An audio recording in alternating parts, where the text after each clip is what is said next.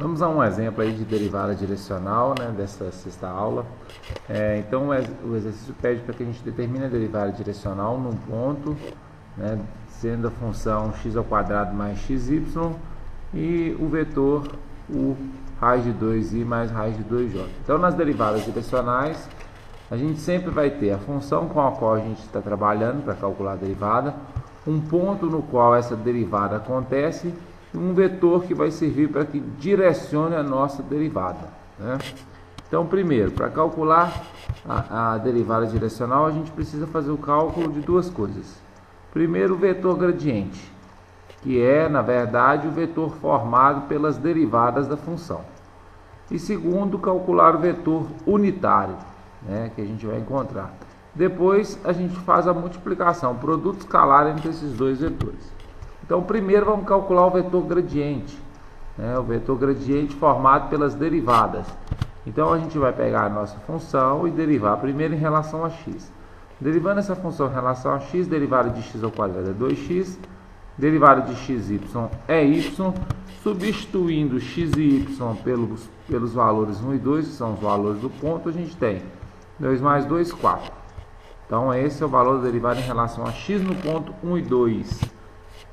Calculando a derivada em relação a y, a gente tem derivada de x² vai dar 0, derivada de xy vai dar x, substituindo x e y pelos valores 1 e 2, a gente tem que a derivada em relação a y é 1.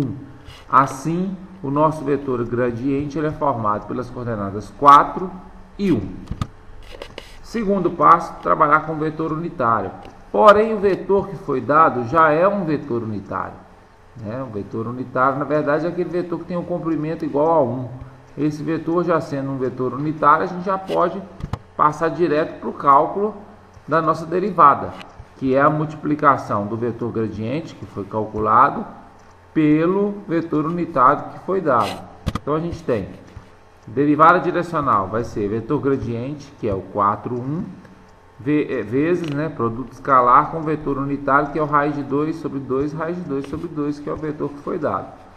Coordenada x, coordenada y do vetor, né? Multiplica-se esses valores, 4 vezes raiz de 2 sobre 2, 1 vezes raiz de 2 sobre 2, somam-se esses valores, resultado 5 raiz de 2 sobre 2, essa é a derivada direcional.